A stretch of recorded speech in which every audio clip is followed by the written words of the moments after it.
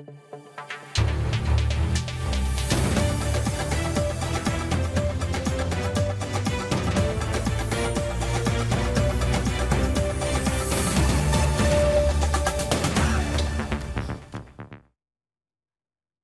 দর্শক, স্বাগত জানাচ্ছি আজকে সম্পাদকীয়তে। সঙ্গে আছি আমি জাফর সাদিক। জুলাই সনদকে সংবিধানের উপরে প্রাধান্য দেওয়া খারাপ নজির তৈরি করবে। এই সনদ নিয়ে প্রশ্ন তোলা যাবে না, এমন বিষয় রাখাও ঠিক হবে না। সংবিধান কিংবা লিখিত বিধিবিধান দিয়ে ফ্যাসিবাদ ঠেকানো যায় না, এমন মন্তব্য বিএনপি নেতাদের। আর জামায়াতের দাবি, জুলাই সনদ নিয়ে প্রশ্ন তোলা যাবে না, এটা ঠিকই আছে। অন্যদিকে নির্বাচনী রোডম্যাপের অপেক্ষায় থাকলেও আগামী নির্বাচনে কোনোভাবেই পিআর পদ্ধতি মেনে না নেওয়ার ঘোষণা দিয়েছে বিএনপি। আর ইসলামী আন্দোলন বলছে পিআর ছাড়া দেশে কোনো নির্বাচন করা যাবে না। পিআরের পক্ষে জামায়াত ও এনসিপিও অনড়। রাজনৈতিক এমন দ্বিমুখী অবস্থানে নির্বাচন নিয়ে কিছু মহলের শঙ্কা থাকলেও আইন উপদেষ্টা আসিফ নজরুল বলেছেন, নির্বাচন পেছানোর কোনো সম্ভাবনাই নেই। জুলাই সনদ, নির্বাচন এবং সমসাময়িক রাজনীতির বিভিন্ন বিষয় নিয়ে আজকে সম্পাদকীয় সংবিধানের ওপর জুলাই সনদ। আর এসব নিয়ে কথা বলতে আমাদের সঙ্গে স্টুডিওতে উপস্থিত আছেন এ মোশাররফ হোসেন, প্রশিক্ষণ বিষয়ক সম্পাদক বিএনপি, এবং এস এম সাইফ মুস্তাফিজ, যুগ্ম সদস্য সচিব, জাতীয় নাগরিক পার্টি। দর্শক, আপনারাও এই আলোচনায় অংশ নিতে পারেন। এই জন্য আপনাদের ফোন করতে হবে টেলিভিশনে দেখানো নম্বর, এছাড়া ফেসবুকের মাধ্যমেও আপনাদের মন্তব্য পাঠাতে পারেন। আলোচনার শুরুতেই জানিয়ে দেব এখনকার প্রধান শিরোনামগুলো। নির্বাচনকে বাধাগ্রস্ত করতে চায় এনসিপি ও জামায়াত, অভিযোগ বিএনপির। পিআর মেনে না নেওয়ার ঘোষণা, দলগুলোর মধ্যে অনৈক্য তৈরি হলে স্বৈরাচারের সুযোগ পাওয়ার শঙ্কা।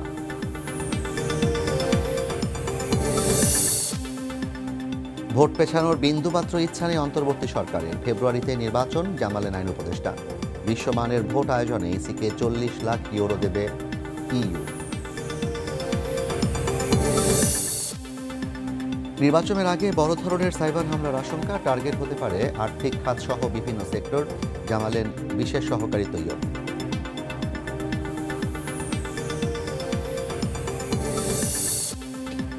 এবং পাথরের পর এবার বিছানাকান্দিতে প্রকাশ্যে বালুলুট, প্রভাবশালী চক্রের কবলে সিলেটের পর্যটন স্পট। প্রশাসনের ভূমিকা নিয়ে সমালোচনা, সতর্ক অবস্থানে বিজিবি।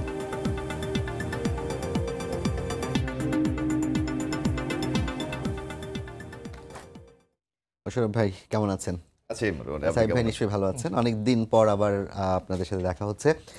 মূলত আজকে আলাপটা শুরুতে আমরা বলেছি যে জুলাই সনদকে সংবিধানের উপর জায়গা দেওয়া হবে কিনা, পিআর পদ্ধতি, সব নানা বিষয় নিয়ে আজকে বিএনপি আসলে অনেকগুলো জায়গায় অনেকভাবে কথা বলেছে। তার মধ্যে বিএনপি চেয়ারপারসন তারেক রহমান একটা গুরুত্বপূর্ণ কথা বলেছেন, আমার কাছে যেটা মনে হয়েছে যে কথার রাজনীতি বাদ দিয়ে কাজের রাজনীতি করতে হবে। কিন্তু এখন সবাই কেমন যেন কথার রাজনীতি করছে বলে জনগণ কিংবা অন্য সাধারণ মানুষ মনে করছেন, অরাজনৈতিক মানুষজন। আপনার কাছে কি মনে হয় এই যে বিষয়গুলো নিয়ে আলাপ আলোচনা হচ্ছে, এগুলো আসলে কতটা প্রাসঙ্গিক, কিংবা সংবিধানের উপর জুলাই সনদকে প্রাধান্য দেয়া নিয়ে নতুন যেই খসড়াটি সবার কাছে দেয়া হয়েছে, যেটা কিনা আগের খসড়ায় ছিল না, এই বিষয়টিকে বিএনপি কিভাবে দেখছে? ধন্যবাদ আপনাকে, ধন্যবাদ আমার সহ আলোচক।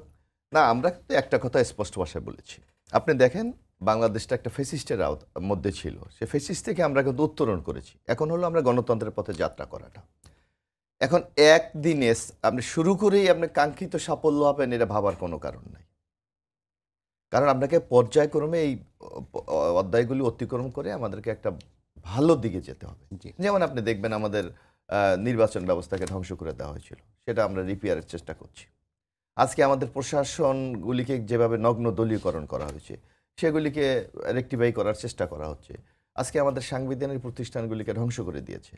সামগ্রিকভাবে বাংলাদেশের মানুষের মধ্যে যে একটা বিভাজনের রাজনীতি তৈরি করেছিল, এই অবস্থা থেকে আমরা একটা ঐক্যের রাজনীতির দিকে যেতে চাচ্ছি। এখন কেউ যদি ভাবে একে রাতারাতি উনি সবকিছু পরিবর্তন করে দেবে, এটা তো সম্ভব না। আপনি দেখবেন এই ঐক্যমত কমিশনের দিকে যদি আমরা তাকাই, ইতিমধ্যে মোটা দাগে 20টি বিষয়ের উপর তারা আলোচনা করেছিলেন, এবং সেখানে তাদের কার্যপত্রে পিআরের বলে কোনো বিষয় ছিল না। অথচ দেখেন, বাংলাদেশে এখন সবচেয়ে বেশি কথা হচ্ছে পিআর নিয়ে।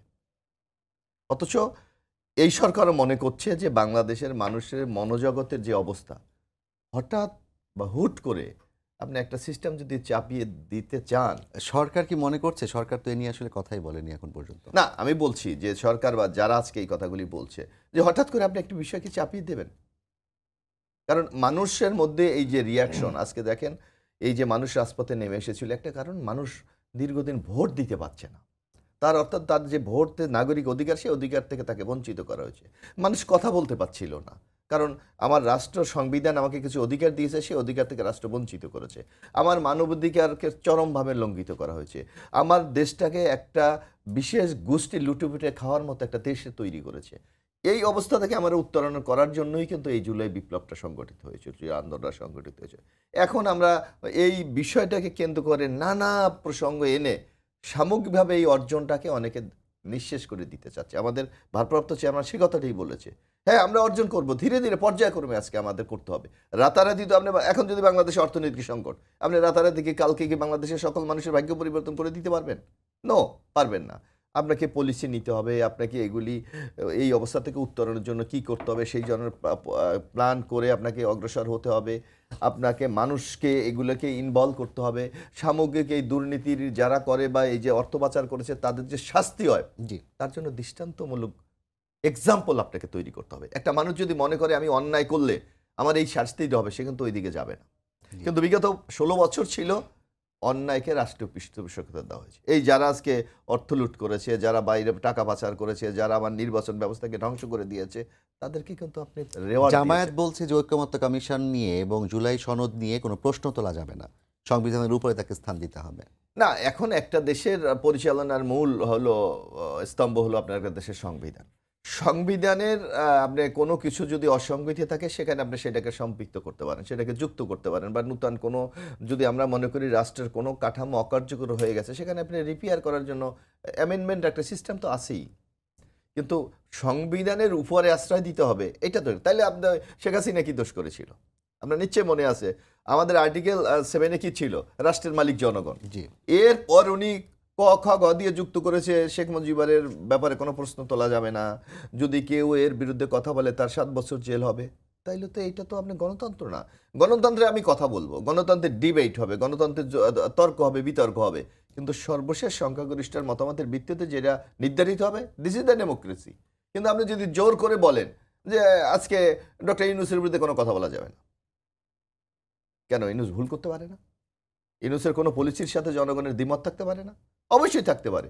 তো সেখানে আমি আমার বক্তব্য কি, আমার ধারণা কি, সেটাকে আমি বলে একটা এস্টাবলিশ করব। হ্যাঁ, এখানে একটা কথা আছে যে আজকে এই যে জুলাই এনসিবি এখানে যারা আছে, মানে যারা বৈষম্য বিরোধী আন্দোলন ছিল, তাদের মনের মধ্যে একটা শঙ্কা আছে, একটা ভয় আছে যে যদি এইটাকে সাংবিধানিক কাঠামোর মধ্যে না নিয়ে আসা যায়, জি। হয়তো একদিন হয়তো তাদের এই বিষয়ে কেউ কোনো পদক্ষেপ গ্রহণ করে তাদেরকে একটা সংকটের মধ্যে ফেলে দিতে পারে। সেই ব্যাপারে তো রাজনৈতিক দলগুলি এক, যে এটাকে কনস্টিটিউশনের মধ্যে অন্তর্ভুক্ত করতে কোনো রাজনৈতিক দল এখন পর্যন্ত আপত্তি করে নাই। তাহলে জামাত হঠাৎ এই বক্তব্য বলছে কেন? এবং কেউ কেউ আজকে দেখেন আপনি যে গণতন্ত্রের যাত্রা আমরা শুরু করেছি, কেউ বলছে যে ফ্রি আর না হলে ইলেকশনই করতে দেবে না। জি, ইসলামী আন্দোলনের হ্যাঁ, কেউ বলছে আবার যেমন এনসিপি বলছে যদি বিচার না হয় বাংলাদেশের নির্বাচনই হবে না। তো বিচার আপনি কি জোর করে কাউকে ধরে ফাঁসি দিয়ে দেবেন, যাবজ্জীবন দিয়ে দেবেন? বিচার করতে হলে তাকে আপনার সুনির্দিষ্ট তথ্য উপাত্ত রেখে প্রমাণ করতে হবে যে এই লোকটা অপরাধী। বিচার কি আদৌ কিরকম অবস্থা দেখছেন, যেখানে কিনা খুব মানে হত্যা মামলার আসামি একদম সরাসরি দেখা যাচ্ছে তাকে গুলি করা হচ্ছে, যে এই পুলিশ তাকে জামিন দেওয়া হচ্ছে আদালতের অজুহাত দিয়ে যে আদালত তাকে জামিন দিয়েছে। না, এখন আমরা এই সরকার যে আমরা একবার দেখেছিলাম যে আইন উপদেষ্টা বলেছিল যে জুলাই গণ অভ্যুত্থানে যারা সরাসরি জড়িত তাদেরকে জামিন দেওয়া হবে না। এখন আপনার এদের মধ্যে যে একটা সমন্বয়হীনতা আছে এটা তো স্পষ্ট। আজকে আপনি দেখেন মাননীয় প্রধান উপদেষ্টা যেটা বলে, উপদেষ্টারা তাদের সাথে অনেকটা মিলছে না। আবার অনেকে পুলিশ প্রশাসন আরেকটা করছে। আপনি যে এটা কারেক্ট। আজকে এই যে এখন জুলাই অভ্যুত্থানের এই যে ক্ষতটা এখনো কিন্তু তাজা দগদগে এখনো আহতরা হাসপাতালে আছে। হাসপাতালে। এই অবস্থায় যদি আপনি জামিন দেন তো জনমতে তো একটা নেগেটিভ মেসেজ যাবে জি, মোশাররফ ভাই যে এই আপনাকে সরকার ধন্যবাদ। আসলে কি চাচ্ছে। আপনার কাছে আবার আসবো। সাইফ ভাই, একটু আপনার কাছে আসতে চাই। প্রথম কথা হচ্ছে বিএনপি আজকে একটা বড় অভিযোগ করেছে যে এনসিপি এবং জামায়াত নির্বাচন বাধাগ্রস্ত করতে চায়, এবং আমি যেটা নিয়ে আলোচনা শুরু করেছিলাম জুলাই সনদকে হচ্ছে সংবিধানের উপর স্থান দিতে হবে। এই দুটি বিষয় নিয়ে একটু আপনি কথা বলতে শুনবো। যে প্রথমে আপনাকে ধন্যবাদ জানাচ্ছি এবং আমার যে বিজ্ঞ সহ আলোচক এবং যারা দেখছেন তাদের শুভেচ্ছা জানিয়ে আমার বক্তব্য শুরু করছি। আসলে দেখেন, আমরা আসলে জামাত বা অন্য কোনো রাজনৈতিক দলের সাথে যে আমাদেরকে একটু একসাথে করে বলা হয়, এটাতে আমরা একটু তীব্র প্রতিবাদী জানাতে চাই। আমরা রাজনীতিটা মানুষের জন্য করছি, জনগণের জন্য করছি, তাদের ভাষাটা আমরা উপস্থাপন করার চেষ্টা করছি। সেখানে কোনো রাজনৈতিক দলের সাথে যদি মিলে যায় সেটা হতে পারে। এখন বিএনপির আজকে আমি মির্জা ফখরুল ইসলাম আলমগীর সাহেবকেও দেখলাম যে উনি বলল যে জনগণ নাকি পিয়ার বোঝে না, এরকম একটা স্টেটমেন্ট দেখলাম। আবার সালাউদ্দিন সাহেবের একরকম বক্তব্য দেখলাম। আমাদের জায়গাটা খুবই স্পষ্ট। আমরা আসলে পিয়ার বা এগুলোর থেকে আমি গুরুত্ব দিতে চাই আসলে আমাদের সংবিধানের উপরে। কারণ আমাদের এই সংবিধানটি যথেষ্ট ত্রুটিপূর্ণ এবং এই সংবিধানের যদি থাকে তাহলে আসলে বাংলাদেশ ঠিক আগের ফ্যাসিস্ট আমলে চলে যাবে। এবং এই জন্য আমরা বারবার বলছি যে আমরা আসলে গণপরিষদ নির্বাচন চাই এবং গণপরিষদ নির্বাচনের মাধ্যমে যে নতুন সংবিধানটি আসবে তার মাধ্যমে আসলে আমরা যে মৌলিক সংস্কারের কথাগুলো বলছি সেটি বাস্তবায়িত হবে। তো সেই জায়গাটা বলার উদ্দেশ্য এই জন্যই, কারণ আপনি যদি একটু ইতিহাসের দিকে ফিরে যান, এই সংবিধানটা যখন রচনা হয়েছিল সেটি আমাদের যে গণপরিষদ নির্বাচনের যারা সিলেক্টেড মেম্বারদের হয়েছিল সেটা কিন্তু ৭০-এর যে নির্বাচন সেখানে।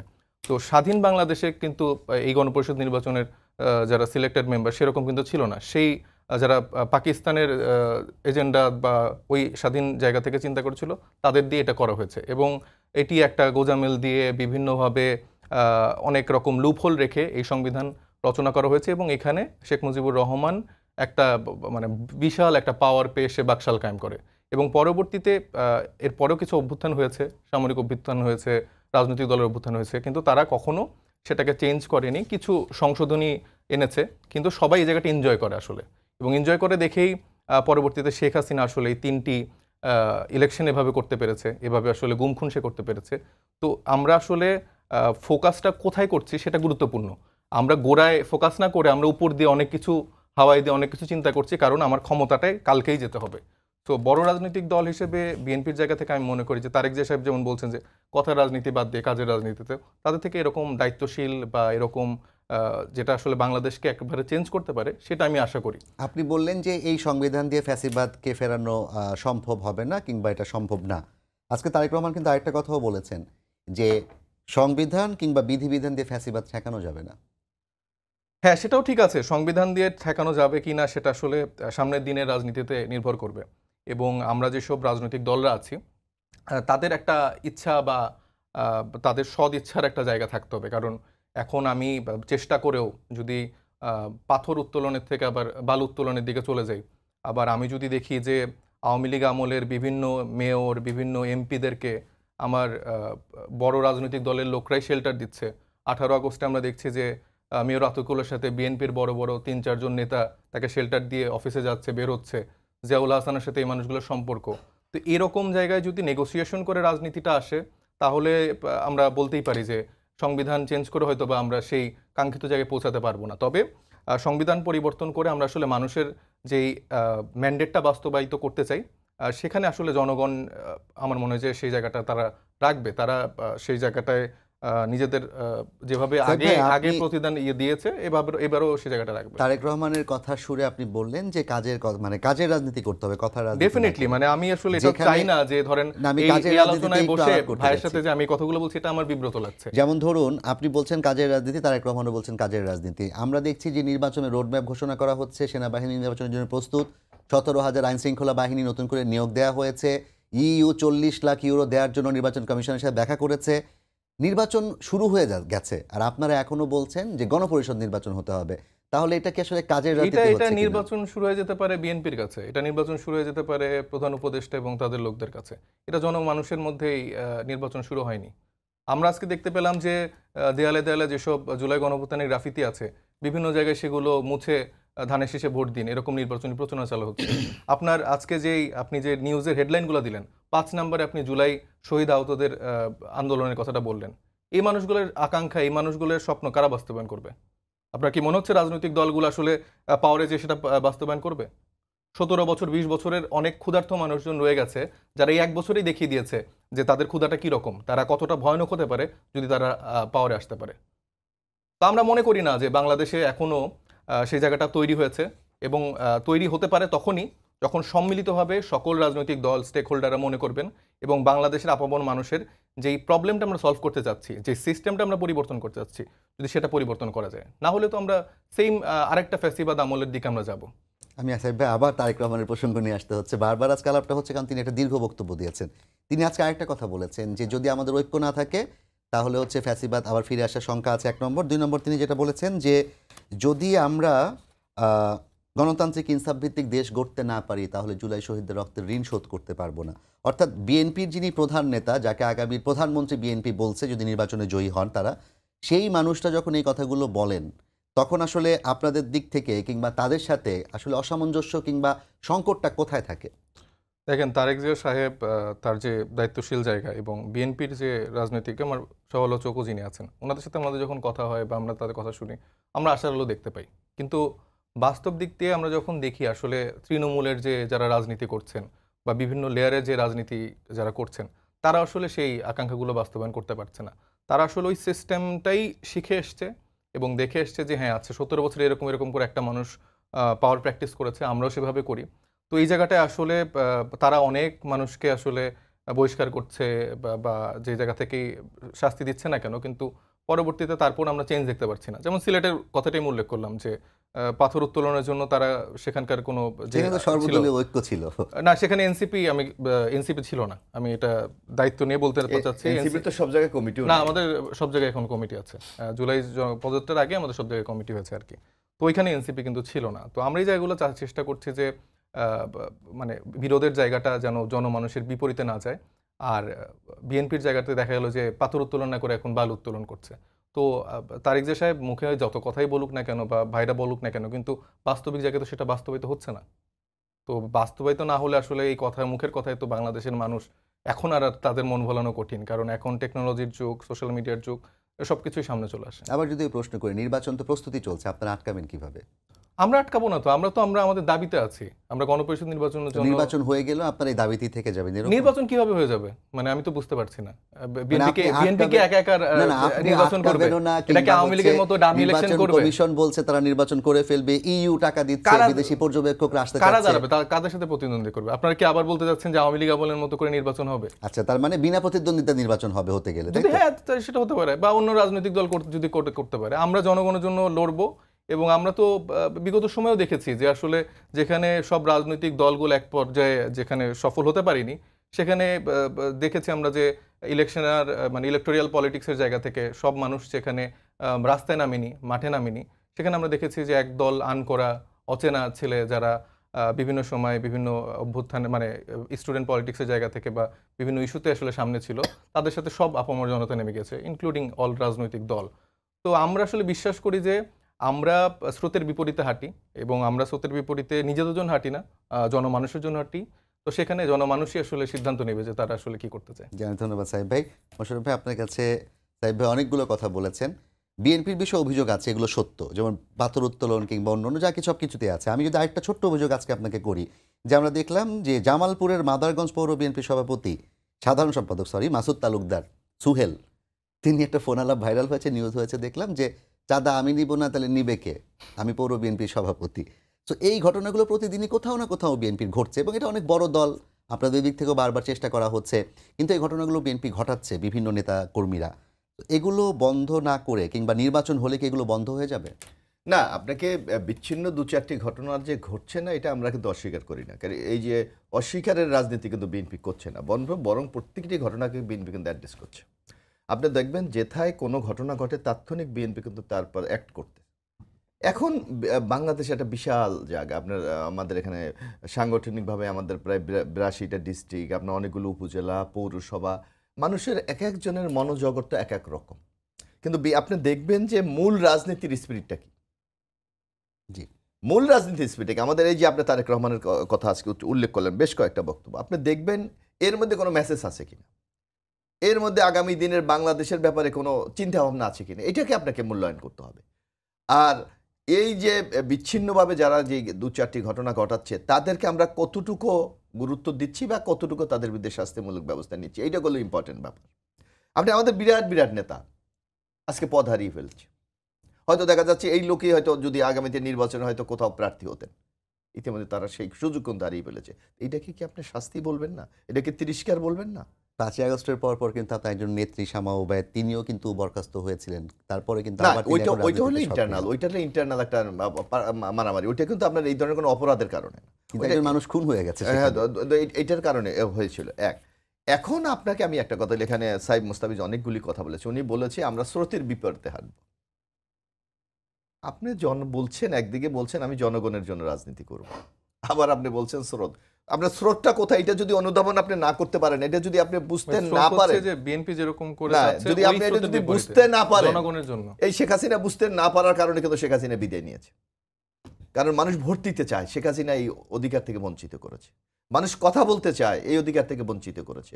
মানুষ ন্যায় বিচার চায়, উনি গুমের মাধ্যমে, খুনের মাধ্যমে মানুষের সেই অধিকারকে ছেড়ে দিয়েছে। এখন এনসিপি একটি নতুন বন্দোবস্ত দিতে চায়। এখন তারা যদি বলে যে জনগণ যা বলে তা না, আমরা যা বলি তাই জনগণ শুনতে হবে, তাহলে নট এ ডেমোক্রেসি। এটা কিন্তু আপনার সামাজিক ন্যায় বিচার তো এটা হলো না। আজকে আপনি দেখেন, এই যে ওনারা বলছে যে পিআর, জি, আপনি কি এই যে আমি যে কথা ঐক্যমত আলোচনা, আপনি কিন্তু পিআরের কোনো বিষয় ছিল না কার্যপত্রে। তাহলে আপনি যদি পিআরটা চান, আপনি কি জনগণকে সেভাবে কি আপনি প্রস্তুত করেছেন? আমাদের দেশের জনগণ অভ্যস্ত কিসে? আমাদের দেশের জনগণ দেখতে চায় আমি কাকে ভোটটা দেবো, সে দৃশ্যমান কিনা। মোশাররফ ভাই দাঁড়িয়েছে কিংবা সাহিব ভাই দাঁড়িয়েছে, তাকে ভোটটা আমি দিয়েছি, তাই না? আমার দেখতে আমার ভোটাররা দেখতে চায়, আমার নাগরিকরা দেখতে চায় আমার ভোটার আমার সাথে যে কমিটমেন্ট করেছে, ওয়াদা করেছে, সেই ওয়াদাটা সে পরবর্তী নির্বাচিত হয়ে বাস্তবায়ন করতে পারে কিনা, এটা আমার দেখতে চায়। এইটাই হলো তার 5 বছরের টেস্ট পরীক্ষা। আমরা উচ্চ কক্ষে পিয়ারের কথা বলছি না, আমি আমি আমি সামগ্রিক, আমি যে যারা বলতেছে এইটা আপনার দেখতে চায়। আর আর আমাদের দেশের মানুষ আর্থসামাজিক অবস্থা আপনাকে যেটা বুঝতে হবে যে বিরাট জনসংখ্যার দেশে অসংখ্য সমস্যা, মানুষ চায় নেতা তার সমস্যায় তার পাশে এসে দাঁড়ান। তো এখন যদি পিআর পদ্ধতি আপনি করতে চায় যে আমার নেতাকে আই ডোন্ট নো, আমি জানি না, দল নির্ধারণ করবে। অর্থাৎ একদিকে আপনি বলছেন দলগুলি মনোনয়ন বাণিজ্য করছে অথবা দলগুলি স্বৈরাচার করছে, তাইলে এই পিআর পদ্ধতির মাধ্যমে দল যখন নির্বাচন, কারণ আপনি বলছেন আগে আমাকে লিস্ট দিতে হবে, তাহলে আমাকে তো পার্টি তো তখন নানা হিসাব নিকাশে আপনার দেবে, তালিকা দেবে যে কে কে হবে। তো সেখানে তো আপনি একটা রাজনীতিকরণের একটা নতুন চ্যাপ্টার কিন্তু আপনি ওপেন করছেন, যেখানে জনগণের কোনো পার্টিসিপেট নাই, জনগণের কোনো দায় দায়িত্ব নাই। কারণ জনগণ যে তার পাওনা যে বুঝে নেবে, তার কিন্তু সুযোগ এখানে নাই। আর আরেকটা বড় বিষয় আমাদের চিন্তা করতে, আমাদের মতো এই যে একটা উন্নয়নশীল দেশে এই এই যে পিআর পদ্ধতি আপনি ম্যাক্সিমাম দেখেন যে একটা হ্যাঙ্গিং পার্লামেন্ট হবে। কারণ আপনি ধরে নেই বাংলাদেশে এখন পর্যন্ত যতগুলি নির্বাচন হয়েছে 49-এর উপরে কেউ ভোট আজ পর্যন্ত পায়নি। 49%। জি, 49% ইন্টু 3 যোগ করেন আপনি কত হয়? 147। অর্থাৎ মার্চ তাকে কিন্তু অ্যালায়েন্স করে তাকে ক্ষমতায় যেতে হচ্ছে। আর এই অ্যালায়েন্সের মধ্যে যদি একটু কেনা বেচা অথবা লোভ লালসার মধ্যে থাকে, তাহলে যে কোনো গভর্নমেন্টকে আপনি 1 মাসের মধ্যে বা 15 দিনের মধ্যে ফেলে দেওয়া সম্ভব। তা আপনি কি বাংলাদেশটাকে এই ঝুঁকির মধ্যে আপনি ফেলে দেবেন? আর একটা এই যেমন এই নির্বাচনে আমরা ইতিমধ্যে লক্ষ্য করে যে প্রায় 2600 কোটি টাকা খরচ হবে এই নির্বাচনে। তো বাংলাদেশের মতো বা একটা দেশে 4 মাস 6 মাস 1 বছরের মধ্যে 2-4টা নির্বাচন হজম করার মতো সেই তার এবিলিটি আছে? তা রাজনীতিবিদরা যদি এই ভীষণটা তার মধ্যে না থাকে, তাহলে সে কি রাজনীতি করবে? তাহলে ধরেন আপনি একটা দেখা যাচ্ছে শাখের করাতের মতো, কিরকম যে আপনারা বলছেন যে পিআর হলে সংসদ টিকতে না পারার সম্ভাবনা থাকে এবং একই সাথে এখানে দেখেন আপনি নেপালের দিকে তাকান, আবার ওই পাশ থেকে এনসিপি না হোক, জামায়াত কিংবা ইসলামী আন্দোলন বলছে পিআর না হলে ভোটই হতে দিবে না।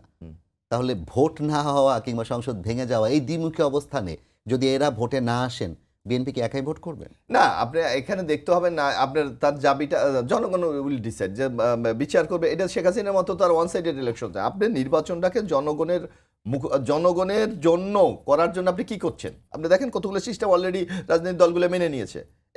জনগণ যেন ভোট দিতে পারে, কেয়ারটেকার গভর্নমেন্ট আপনি চালু করেছেন, মানে অর্থাৎ দলীয় সরকারের অধীনে নির্বাচন হচ্ছে না, নিরপেক্ষভাবে সরকার হচ্ছে। আপনি এই যে প্রধানমন্ত্রী আপনি বলে দিয়েছেন বাংলাদেশের মধ্যে যে এটা যে একজনের 4 বার 5 বার 10 বার বেশি হতে পারবে না, অর্থাৎ একটা জায়গায় কিন্তু আপনি সীমারেখা টেনে দিয়েছেন। আপনি বলছেন যে আমার সংসদগুলি দলীয় নির্বাচনের বাইরে হতে পারে না, একটা রাবার স্টাবে তৈরি হয়। কেন? আর্টিকেল 70 আমার বাধা। আপনি বলেছেন এটা ওপেন করে দিলেন। আপনি বলেছেন যে এমপিরা মানে যা বলে পার্টি তাই করতে হয়। আপনি এর জন্য একটা আপার হাউস তৈরি করতেছেন। অর্থাৎ একটা জনমুখী করার জন্য, গণতান্ত্রিক করার জন্য যে এই স্টেপগুলিতে আপনি নিচ্ছেন। আর যেটা মোস্তাফিজরা বলে যে ফেসিস তৈরি হয়, ফেসিস তৈরি হয় তো প্র্যাকটিস যদি আপনি করতে পারেন সংবিধান অনুসারে যদি আপনি প্র্যাকটিসগুলি করেন যে আমি এগুলি, আর এই প্র্যাকটিস যখন আপনি করতে না দেবেন তখনই তো আপনি স্বৈরাচার চালু হবে। এই যে বাংলাদেশে আপনি দেখেন এই নুরুল হুদা অথবা আউয়াল সাহেব অ্যারেস্ট হয়েছে, আপনি বাংলাদেশে একটা জরিপ করেন যে অধিকাংশ লোক তাদের এই গ্রেপ্তারে তাদের খুশি, কারণ তারা 3টা নির্বাচনে জনগণের ভোটের অধিকার হরণ করে সরকারকে সহযোগিতা করেছে। তাদের তো উচিত ছিল, তাদের আপনি দেখেন আমাদের কনস্টিটিউশন, আমি জানি না সাহেব মোস্তাফিজরা এটা কিভাবে ব্যাখ্যা করবে, আমাদের কনস্টিটিউশন গণপ্রতিনিধি অধ্যাদেশে স্পষ্ট আছে, যদি নির্বাচন কমিশন মনে করে নির্বাচন স্বচ্ছ হচ্ছে না, নিরপেক্ষ হচ্ছে না, এটা ম্যানিপুলেট হচ্ছে, সে নির্বাচন বাতিল করতে পারে, হ্যাঁ, এবং এই পুরো সে কনস্টিটিউশন স্থগিত করতে পারে, এমনকি তার বিরুদ্ধে ফৌজদারি মামলা করে তাকে গ্রেফতার পর্যন্ত এবং করতে এবার পারে। আরো স্ট্রং করেছে হ্যাঁ, আরটিও আর করেছে না। জি। তো এখন আমার যদি নির্বাচন কমিশনে এই আইন যদি প্রয়োগ না করে, তাহলে আপনি কি এটা কি ওই ব্যক্তির স্বৈরাচার বলবেন না আইনকে স্বৈরাচার বলবেন? জি, সাইফ ভাই, আমি কোনটা একটু বলবেন আপনি? মিস্টার মোশাররফ ভাই, সাইফের কাছে একটু শুনতে চাই। আপনি অনেকগুলো কথা মোশাররফ ভাই বললেন, যে তার মধ্যে একটা অন্যতম কথা হচ্ছে যে নির্বাচন হলেও এই পদ্ধতিতে আবার নির্বাচনের প্রয়োজন হতে পারে, সংসদ ভেঙে যাওয়ার সম্ভাবনা আছে। তো যেটা ডক্টর ইউনূসও বলেছিলেন এবং এটা নিয়ে বিভিন্ন জন সমালোচনা করেছিলেন, যে এই দেশের মানুষ টাকার বিনিময়ে ভোট দেয়, এবং মোশাররফ ভাই যেটি ইঙ্গিত করলেন যে এই দেশের সংসদ সদস্যরাও হয়তো টাকার কাছে বিক্রি হয়ে যেতে পারে। তো এই বিষয়ে আসলে এনসিপি কি চিন্তা করেছে কিনা কিছু? দেখেন, তার আগে আমি একটু ভাইয়ের কিছু কথা অ্যাড্রেস করতে চাই। আমাদের মানে আমরা এনসিপির জায়গাটা হচ্ছে যে আমরা উচ্চকক্ষে পিআর চাচ্ছি, এবং উচ্চকক্ষে পিআরের জায়গাটা কেন আসলে প্রয়োজন সেটা হচ্ছে যে কিন্তু যখন যারা নিম্নকক্ষে পিআর চায় তাদের বিরুদ্ধেও তো আপনারা কিছু বলেননি, না, আমরা নিম্নকক্ষে পিআর চাচ্ছি না। কিন্তু যারা চায় তাদের বিরুদ্ধে তো আপনাদের কোনো বক্তব্য নেই। আমাদের অফিসিয়াল বক্তব্য সে বিষয়ে এখনো যায়নি, কিন্তু আমরা এটা চাচ্ছি না। মানে বাংলাদেশের যে প্রেক্ষাপট, সেই ইলেকশন আসলে পিআর পদ্ধতি হওয়া সম্ভব না, এবং আমি এটা মনে করি যে যে যেখানকার প্রতিনিধি আছে সেভাবে আসলে ইলেকশনটা হওয়া উচিত। উচ্চকক্ষে কেন দরকার? কারণ এরকম অনেক চুক্তি হয়, এরকম অনেক কিছু আসে যেটা আসলে যদি সকল একটা দলের পার্টিসিপেশন উপরে থাকে, তারা একরকম মতামত দিতে পারে। ওইখানে কিন্তু আলটিমেট পাওয়ার হাউসটা থাকে না, নিম্নকক্ষই কিন্তু পাওয়ার হাউস থাকে।